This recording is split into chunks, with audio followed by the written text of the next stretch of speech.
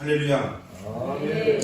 할렐루야라고 하는 것은 할렐루는 찬양하라는 뜻이고 야는 하나님이라는 뜻이에요. 그러니까 어떤 야야 하지 마세요. 하나님이 야거든요. 히브리어로 야. 그래서 할렐루야 그러면 하나님을 찬양하라 이런 뜻인 거예요. 하나님을 찬양하라 할렐루야 이렇게 하면 여러분 아멘 이렇게 하시잖아요. 아멘은 그렇습니다 동의합니다 이런 뜻이에요. 충청도는 암만 그렇고 말고요 이런 뜻이죠. 암만 그렇고 말고요 이런 뜻입니다. 여러분 할렐루야 하면 아멘 하셔야 돼요. 찬양하라. 근데 싫은 분이 계세요? 저는 싫구만요 하시는 분 계세요? 노멘 이렇게 하시는 분 계십니까? 할렐루야 하면 아멘 해야 돼요. 제가 우리 교회 교인들이 되게 자랑스러운데 좀 약간 좀 조마조마할 때가 있어요. 왜냐면 외부에서 강사 오셨을 때 할렐루야 하는데 아멘들 안 해요.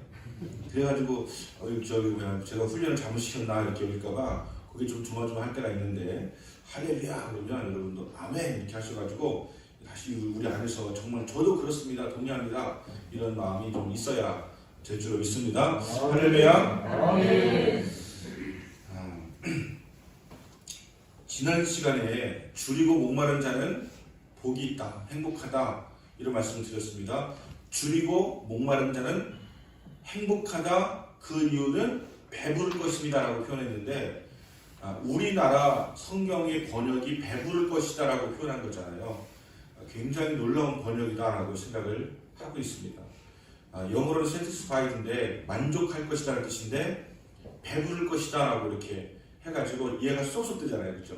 배부르면 제일 좋잖아요. 배부르면 그리고 등 따시면 제일 행복한 것이 우리나라 사람이기 때문에 배부를 것입니다 라고 하는 것만큼 좋은 표현이 없습니다. 그러니까 우리나라 성경이 번역이 세계적으로 가장 잘 돼 있는 성경이라고 이야기하고 있습니다. 이어령 선생님께서 한 번은 강의하면서 우리나라 성경 얼마나 잘 번역되어 있느냐라고 할 때 태초에 하나님이 천지를 창조하시네 이것만 가지고서도 태초라고 하는 거 영어로 다크니스인데 그냥 다크니스인데 그냥 깜깜하고 시커멓고 깜깜한 어떤 적인데 우리는 태초에라고 하는 흑감이 아니고 태초는 그냥 처음인데 그냥 더 처음 이런 뜻이잖아요. 태초가 우리나라 말은 그렇게 갖고 있는데 영어로 그냥 in the early 뭐 이렇게만 쓰거든요. 그냥 아주 오래 전에 이렇게 쓰고 있는데 우리는 태초에 그러니까 굉장히 오래 전에라고 하는 뜻을 갖고 있지 않습니까? 흑암이라고 하는 것도 영어로 다크니스인데 우리나라 말로 하면 흑암, 시커멓고 캄캄하고 이렇게 아주 칠흑같이 어두운 상태를 표현하기 때문에 우리나라 성경 번역만큼 좋은 성경 번역이 없다 이렇게 이야기하는 것을 들은 적이 있습니다. 배부를 것이다 라고 하는 것도 마찬가지예요. 배부를 것이다만큼 우리에게 이거 굉장히 좋다는 얘기구나 만족하다는 얘기구나 라는 것을 할 수 있기 때문에 배부를 것이다 라는 말씀을 드렸습니다.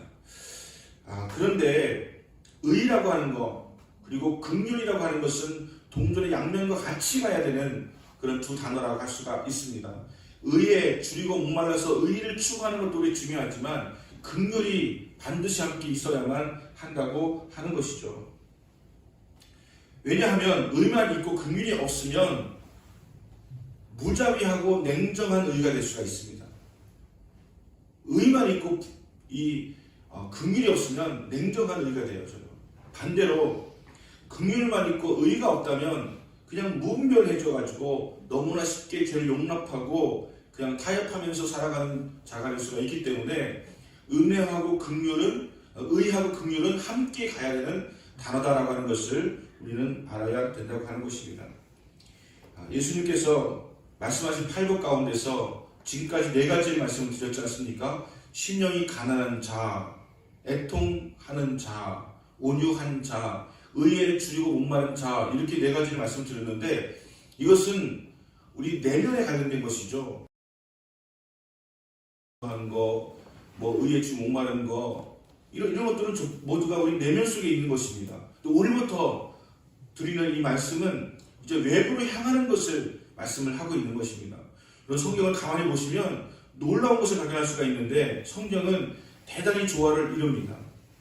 예를 들어서 십계명이 1계명부터 4계명까지는 하나님을 향하는 것이라고 한다면 5계명부터 10계명까지는 사람을 상대로 하는 것이 계명이지 않습니까? 로마서도 12장까지는 하나님의 율법을 가는 분을 한다면 12장부터는 우리가 어떻게 행해야 할 것인가에 대해서 말씀해 주시는 그런 실천의 편이라고 할 수가 있는 것이고요. 에베소서 3장까지가 의론편이면 글의 실천편이 있고요. 요한복음도 1장에 어둡게 하고 2장 밝게 하고 3장 어둡게 하고 4장 밝게 하고 이렇게 하면서 놀라운 조화를 이루고 있는 것을 성경 읽는 분들은 깨닫게 되어줄 것입니다. 성경은 너무나 아름다운 언어로 기록되어 있고 너무나 조화롭게 기록되어 있고 이름만 열심히 말씀하는 것이 아니라 우리가 어떻게 할 것인가에 대해서도 말씀하시고 마태복음 5장 말씀에 팔복에서도 내가 지는 우리의 마음에 관련된 것이라고 한다면 이제는 외부로 나가는 것에 대해서 말씀해 주시는 그런 말씀의 조화를 이루고 있다고 하는 것입니다. 예수님 당시의 유대인들은 긍휼이라고 하는 단어를 알지 못했습니다. 여러분 우리가 어떻게 살아오냐가 참 중요한데 유대인들은 또 로마 사람들은 긍휼 단어를 알지 못했습니다. 왜냐하면 로마라고 하는 나라가 대단히 긍휼이 없는 나라였어요. 자비가 없는 무자비한 나라가 로마였습니다. 그 당시에 로마에는 파트리아 포테스타스라고 하는 단어가 있는데 이건 아버지가 자기 아이가 태어났을 때 이렇게 엄지를 올리면 살리는 것이고 내리면 죽이는 것이었어요. 자기 자식에 대해서도. 그런데 만약에 내려가지고 죽였을 때에도 저 사람은 참 용기 있다. 어떻게 자기 자식까지도 저렇게 죽게 선포할 수 있느냐라고 하면서 오히려 용기 있는 자로 칭찬을 받았다고 하는 그런 이야기가 있는 것이죠.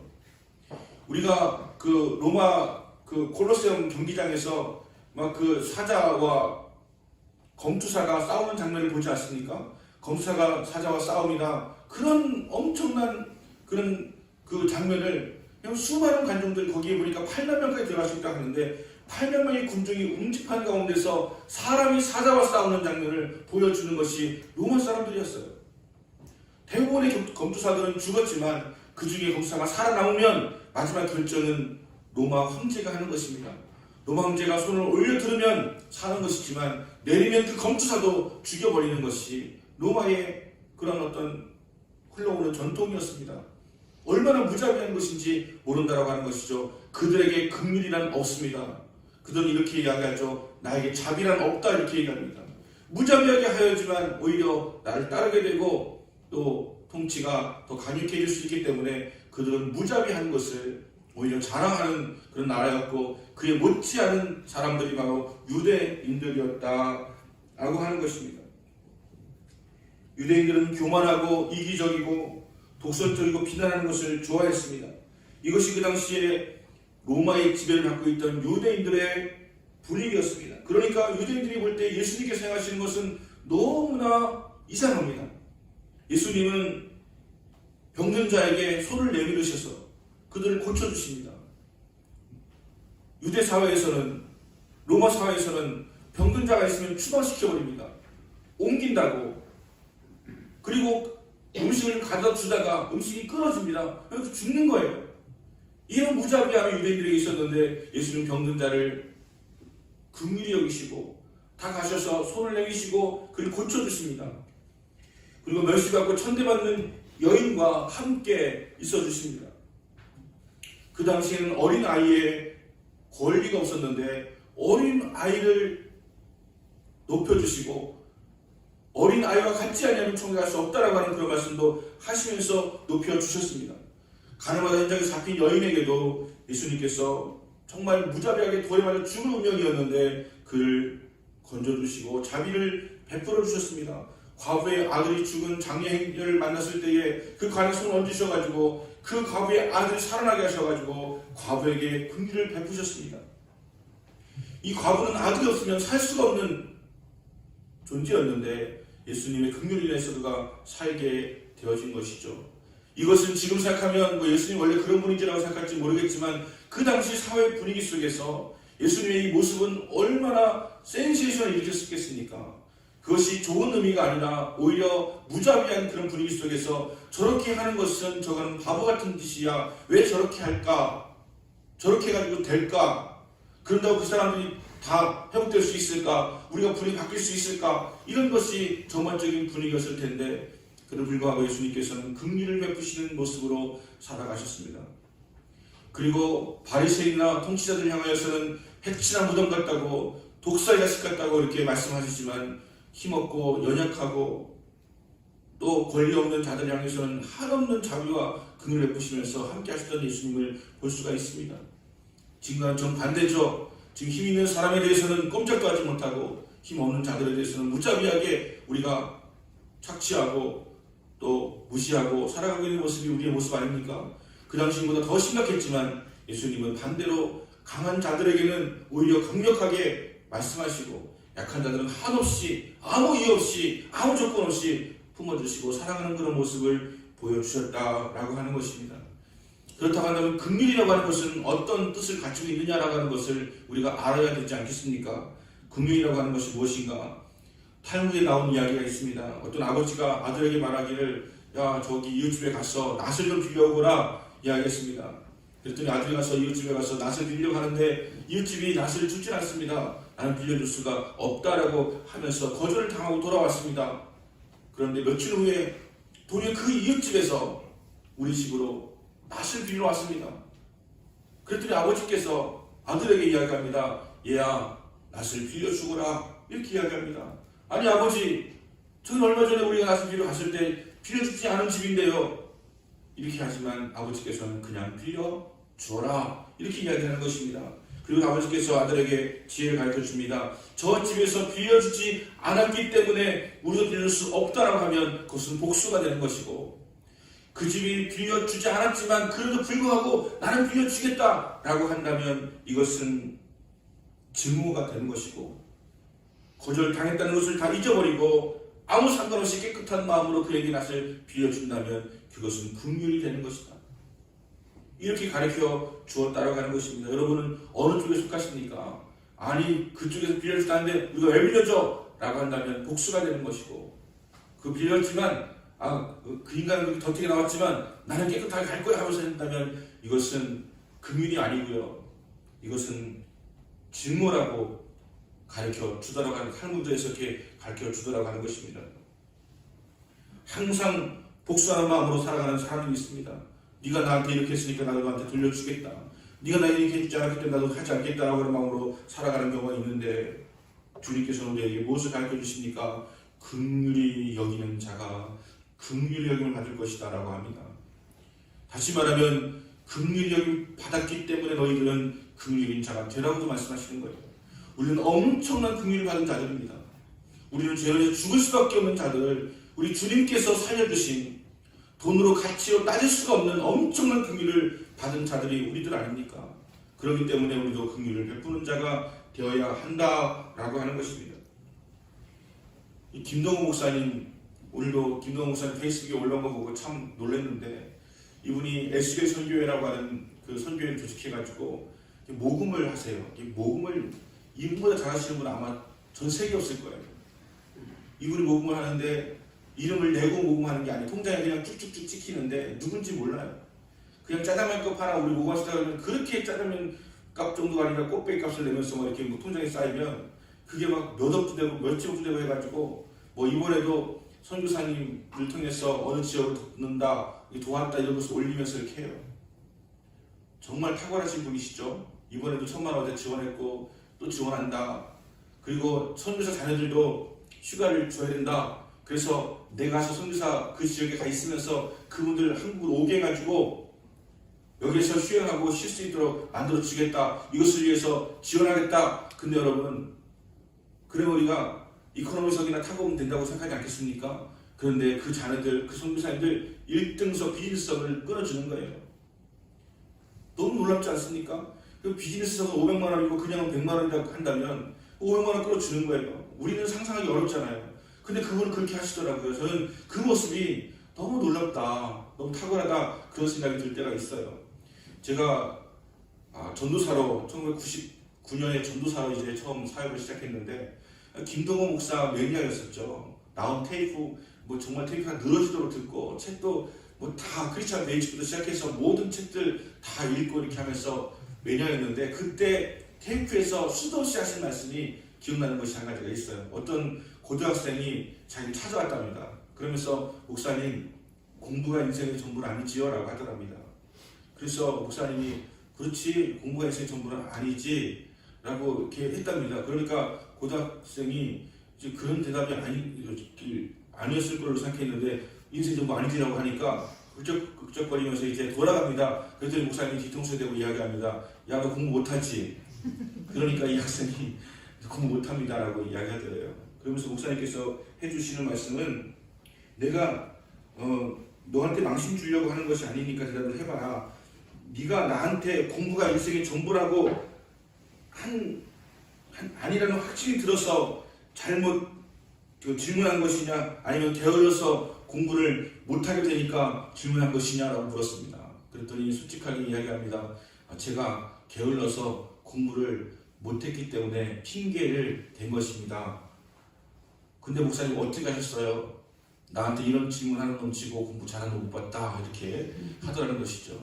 우리는 핑계를 댑니다. 내가 게을러서 못해놓고서는 뭐 공부가 인생 전부 아니지, 뭐 까짓 거, 뭐 돈이 인생 전부 아니지, 뭐 이렇게 하면서 핑계를 대는데, 우리에게 필요한 것은 이 친구가 이제 결국은 공부를 열심히 해가지고요. 그 해는 좋은 대학을 못 갔지만 그 다음 해에는 원하는 대학에 진학을 했다라고 합니다. 우리가 국민이라고 하는 단어를 떠올리면 제왕이나 군주가 높은 자리에서, 높은 위치에서 아랫사람들에게 베풀어 주는 것을 긍휼이라고 생각할 때가 많이 있습니다. 그래서 자비를 베푼다라고 이야기하죠. 그래서 우리가 누군가에게 부탁할 때 자비를 베풀어 주옵소서라고 이야기합니다. 여러분, 잘못된 단어입니다. 우리 사람들에게는 베푼다는 단어가 없습니다. 없어야 되는 것이죠. 왕이나 귀족이나 아랫사람에게 베푼다라는 의미를 많이 사용해왔지만 우리 사람은 그저 사람일 뿐이에요. 높은 사람, 낮은 사람, 높은 사람이 낮은 사람을 주기 베푸는 거 그거 아닙니다. 어떤 단어를 써야 되는 것입니까? 나누는 것이에요. 하나님께서 우리에게 주신 권력, 명예, 돈, 달란트, 은사, 이 모든 것을 나누는 것이지 베푸는 것이 아닙니다. 베푸는 것은 하나님이 우리에게 주실 때는 베푼다고 할 수도 있어요. 그분은 높으신 하나님이시니까. 근데 우리가 인간이 인간에게 베푼다라고 하는 것은 가당치가 않습니다. 여러분, 좀 잘 살게 되더라도 내가 좀 베풀어야지 이런 마음 갖지 마세요. 내가 좀 하나님을 주신 것이 있으니까 나눠야지라고 생각하세요. 그것이 겸손이고 그것이 하나님께 주시는 은혜고 하나님 복을 받는 비결입니다. 내가 얼마나 많은데, 내가 얼마나 탁월한데, 얼마나 능력이 있는데 내가 베풀겠다 이렇게 이야기하는 것은 교만한 것입니다. 나눌 수 있어야 됩니다. 하나님이 나에게 남을 만큼 주셨다면 감사해서 나누는 것이죠. 하나님께서 나에게 더 가지고 있는 것 그 이상으로 주셨다면 우리는 그것을 나누는 것이죠. 그것만큼 귀하고 복이 있는 것이 어디에 있겠습니까? 용서와 간용은 잘못한 사람에게, 죄인에게 베푸는 것이지만 긍휼은 내가 사랑하는 사람에게 뿐만이 아니라 내가 알지 못하는 사람에게도 할 수 있는 것이 긍휼이라고 할 수가 있는 것입니다. 나누는 것이죠. 예수님께서 이 말씀 하실 때 앞에 앉아있는 사람들이 모두가 다 긍휼을 받아야만 하는 사람들이었습니다. 가난하고 병들고 상하고 착취받고 힘들고 지치고 그런 사람들이 다 모여있는데 그들 앞에서 예수님께서 하시는 말씀은 긍휼히 여기는 자가 너희를 긍휼히 여겨라. 우리가 번역할 때 여기다 긍휼히 여기는 자 이렇게 하지만 예수님께서 말씀을 하실 때는 당신들 긍휼히 여기시오. 여러분 긍휼히 여기세요. 이렇게 하지 않겠습니까? 긍휼히 여기세요. 그러면 긍휼을 받을 것입니다 라고 말씀하시는 거예요. 긍휼 받을 사람들한테 모두에게 긍휼히 여겨라. 당신들이 저를 긍휼히 여겨라. 여러분, 부자들도요, 때로 우리가 긍휼히 여길 사람들이 있더라고요. 불쌍한 사람들이 있더라고요. 돈 가지고 있다고 부러워만 하지 마세요. 긍휼히 여기는 자는 긍휼히 받을 것이라고 말씀하고 있는 것입니다. 그래서 우리는 긍휼히 여기는 마음을 수호할 수가 있어야 된다고 하는 것입니다. 근데 왜 우리가 자꾸 긍휼히 여김을 주지 못하고 자꾸 받기만 원할까요? 우리에게 알게 모르게 가지고 있는 피해의식과 변명과 핑계가 있기 때문에 우리는 긍휼의 마음을 수호할 수가 없게 되어진 것입니다. 영국에 실제로 있었던 이야기로 알고 있는데 어느 영국 고등학교 일본 학생이 전학을 왔는데 이민을 와서 등록을 하고 전학을 왔는데 그 전까지는 브라운이라는 학생이 항상 1등을 했는데 일본 학생이 전학이 오더니 이 친구가 항상 1등을 하는 거예요. 브라운이라는 학생은 항상 1등 하다가 갑자기 2등으로 내려와가지고 아무리 쫓아가려고 해도 되지가 않고 계속 2등만 하고 있으니까 너무 속이 상했지 않겠습니까? 그런데 절호의 기회가 왔습니다. 일본 학생이 큰 병을 얻어서 입원하게 되었어요. 그래서 입원한 상태에서 이제 퇴원을 하고 시험을 치르는데, 당연히 이번에 일본 학생은 이제 성적이 떨어져서 바닥으로 곤두박질 칠 줄 알았는데, 결과가 나왔는데 일본 학생이 1등을 했어요. 도대체 어떻게 그 학생이 1등을 했을까? 다들 궁금해했습니다. 그런데 나중에 알게 된 사실은, 이 브라운이라는 학생이 학교에서 수업을 끝나고 나면 그 노트 필기함을 가지고 가서 그 일본 학생에게 가르쳐 준 거예요. 나 오늘 이거 배웠다, 이렇게 배웠다, 가르쳐 준 거예요. 일본 학생은 병실에 있으면서도 그것을 보고 공부를 해가지고 결국은 시험에서 또다시 1등을 하게 되었다라고 하는 것입니다. 여러분, 누가 더 위대한 사람입니까? 1등하는 사람도 대단한 사람이죠. 병원에 입원했다가 나와서 1등 했으니까 대단한 사람이죠. 하지만 저 위대한 사람은 자기가 2등 할 것을 알면서도 1등 할 학생이 가서 공부를 가르쳐주고 그에게 1등 할 기회를 주었던 이 사람이야말로 진정한 국민이 여기는 사람이라고 할 수가 있다고 하는 것입니다.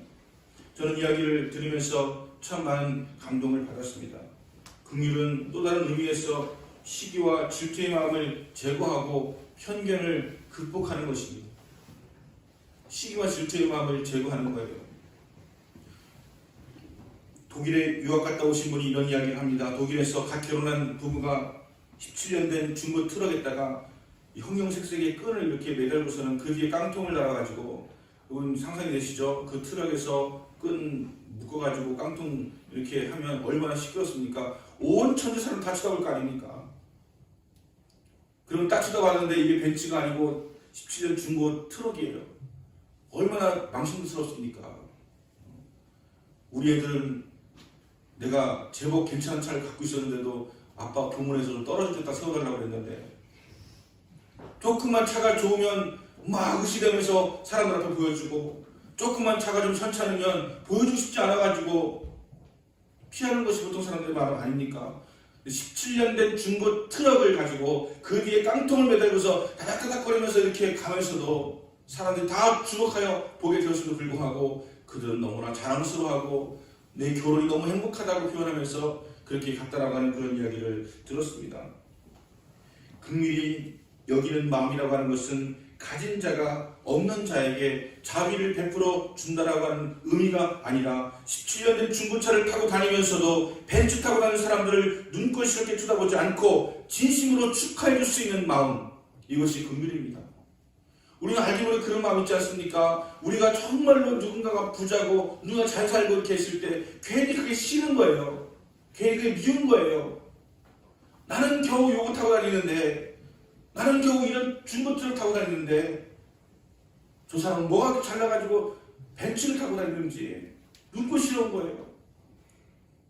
마음에 품지를 못하는 거예요. 시기하는 거예요. 질투하는 거예요. 여러분, 긍휼이라고 하는 것은 시기와 질투의 마음을 버리고 편견을 없애는 것이 긍휼한 마음이라고 하는 것입니다. 저에게 수업을 가르쳐 주셨던 이덕주 교수님 한 분이 계세요. 감신대학교 역사를 강의하시는 분이신데, 이덕주 교수님은 정말 훌륭하신 분이세요. 근데 이분은 평생 자가용을 한번 가져본 적이 없고요. 핸드폰도 가져본 적이 없어요. 그냥 군의 전화로 연락해야지 그분께 연락이 돼요. 그리고 감신대로 전화해서 때로 돌려가지고 이렇게 전화를 받고 스케줄을 잡아요. 그런데 스케줄이 빡빡해요. 틈날 아니에요. 그분이 강의하러 오려면 이제 서울에서 천안 내려와야 되는데 기차 타고 오세요. 그냥 기차 타고 버스 타고 이렇게 오세요. 늦은 적 없으세요. 시간은 차 끌고 오는 것보다 몇 배는 더 걸리지만 그렇게 타고 오세요. 옷은 그냥 생활한복 같은 거 이렇게 대충 입으시고 이렇게 하세요. 영어도 엄청 잘하지만 이분 유학파가 아니기 때문에 영어 잘하지 않으세요. 근데 앞에 있는 사람들이 영어를 자기보다 더 못하니까 이분 영어를 읽으세요. 내가 만약에 교수라면 그 정도로 읽을 거 되면 저는 안 읽겠어요. 누구 시키겠죠. 근데 그분은 당당하세요. 영어를 읽으세요. 그냥 된장 발음으로 읽으세요. 그리고 얘기해 주세요. 얼마나 주옥 같은지 몰라요. 저는 그분을 너무 존경해요. 그분 차 없어도, 그분은 핸드폰 없어도, 그분은 자기 과실을 위해서 뭐 갖고 있지 않아도 늘 당당해요. 나는 걸어다닌다. 당당해요. 난 차가도 당당해요. 난 핸드폰도 없다. 당당해요. 핸드폰 없으니까 아쉬운 놈들이 다 연락하더라. 핸드폰 없으면 여러분 아쉬운 사람이 직접 찾아온다니까요. 아쉬우면 찾아오는 거예요. 여러분 큰 나무의 정신은 찾아오는 거예요. 큰 나무가 되면 어느 시골구석에 처박혀 있어도 사람들이 찾아오는 거예요. 큰 나무 보려고. 여러분 내가 성품이 되고 내가 능력이 있고 누군가에게 도움이 되어준다면 그때 찾아오는 거죠. 내가 아쉬워서 막 연락해가지고 나 좀 써주세요, 나 좀 키워주세요 이렇게 하지 않아도 큰 나무가 되면 찾아오는 거죠. 여러분 금융이라고 하는 거 내가 가지고 있는 돈이 적어가지고 재물이 적어가지고 차가 별로 안 좋아가지고 옷이 명품이 아니어가지고 부끄러워하는 것이 아니라 명품을 입고 있는 사람을 보아도 좋은 차를 가지고 있는 사람을 보아도 와, 너 좋은 옷 갖고 입고 있구나, 넌 좋은 차 타고 있구나 라고 진심으로 축복해 줄 수 있는 그런 마음, 이것이 긍휼이에요. 그런 사람 앞에서 당당하다 이 정도가 아니라 진심으로 축복해 주는 거예요. 네가 1등 했냐? 아 잘했다. 이렇게 할 수 있는 마음이 긍휼의 마음이라고 하는 것입니다. 여러분 누가 긍휼이 있는 사람이 될 수가 있고 우리가 어떤 근거로 긍휼히 여길 수 있는 사람이 될 수가 있습니까? 그것은 하나님께서 우리를 긍휼히 여기셔서 예수님을 이 땅에 보내주셔서 우리의 죄를 대신해서 십자가를 지셨기 때문에 우리는 가능하게 되어진 것입니다. 우리는 구원받은 사람이에요. 하나님의 자녀가 된 사람이에요. 천국 백성 된 사람이에요. 자격이 있어서가 아니에요. 가진 것이 있어서가 아니에요. 주님이 우리를 일방적으로 그렇게 만들어 주셨어요. 이렇게 큰 긍휼을 받았는데 우리는 누군가에게 긍휼을 베푸는 자가 되어야 되지 않겠습니까? 정말 누군가를 긍휼히 여긴다면 주님의 우리에게 이미 주신 그 긍휼이 빛을 발하게 되어질 것입니다. 여러분 긍휼이라고 하는 것은 주님의 마음을 품는 것이죠. 주님의 마음을 바라보는 것이죠. 그러면 기도하게 되죠. 그리고 나누게 되죠. 도와주게 되죠. 또 따뜻한 말 건네게 되어지죠. 이것이 긍휼인 것입니다. 우리는 지금 하나님께서 주신 은혜로 인하여서 기도하고 있습니다. 우리가 민재를 위해서 기도하고 있잖아요. 오늘도 민재가 아침에 그 사진을 우리 집사람이 보내줘가지고 봤더니 그렇게 지금 이제 아직도 힘들어가지고 막 구토를 많이 하고 많이 고통스러워하고 그래도 그 와중에도 이렇게 미소를 지으면서 이렇게 본 사진이 있는데 오늘은 그냥 입을 뒤집어 쓰고 베개 사이로 숨어가지고 너무 힘드니까 그렇게 하고 있는 마음을 보여주셨어요. 그러면 그게 무슨 마음입니까? 주님께서 우리에게 주시는 마음이죠. 긍휼의 마음을 가져야 되는 것이죠. 그 마음을 가지고 우리는 기도해 줘야 되지 않겠습니까? 기도하는 거예요. 하나님 긍휼히 여겨 주옵소서, 불쌍히 여겨 주옵소서, 이렇게 동참해서 기도하는 거예요. 하나님께서 그 고통을 여러분 우리가 그 마취 주사를 맞으면 고통이 경감되잖아요. 고통이 크기가 작아지는 것이 아니고요. 고통은 그대로인데 마취로 인해서 우리가 통증을 좀 못 느끼게 되는 거죠. 작아지는 게 아니에요. 통증을 좀 못 느끼는 감각을 마취제로 건드리는 것이죠. 민재의 고통이 우리의 기도로 작아지는 것이 아닙니다. 하지만 우리가 기도할 때 그는 그것을 넉넉히 감당해낼 수 있는 힘이 많은 거예요. 고통의 크기가 작아지는 것이 아니라 감당할 수 있는 능력이 커지는 거예요. 그것이 우리의 기도입니다. 우리의 기도는 능력이 있어요. 주님께서 우리에게 주신 은혜가 있기 때문에 우리가 기도할 때 능력이 있습니다. 여러분 기도해 주세요. 이번 주 토요일까지는 우리가 많이 힘들 거라고 하는 이야기를 한다고 해요. 다음 토요일까지. 그러니까 기도해 주시고, 왜 기도하러 나온 사람이 2명이 줄었어요? 왜 2명이 줍니까? 계속 기도하러 나오셔야 돼요. 계속 포기하지 말고 끝까지 기도하셔야 됩니다. 이것은 민재를 위한 축복이 아니고 우리에게 주신 축복이에요. 우리가 긍휼히 여기는 자가 된다면 주님이 우리에게 긍휼을 주시다잖아요. 생각해보세요. 주님 주신 긍휼이 크겠습니까? 우리가 배우는 긍휼이 크겠습니까? 주님의 긍휼이 크지 않겠습니까? 여러분 민재를 위한 게 아니라요. 주님이 우리를 위해서 주시는 기회예요. 기도하셔야 됩니다. 끝까지 포기하지 말고 기도해야 됩니다.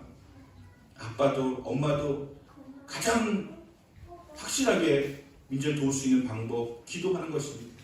우리도 기도하는 것입니다. 여러분이 기도해야 됩니다. 긍휼히 여기는 자가 되어야 됩니다. 그러면 긍휼히 여김을 받을 수가 있을 것이라고 하는 것입니다.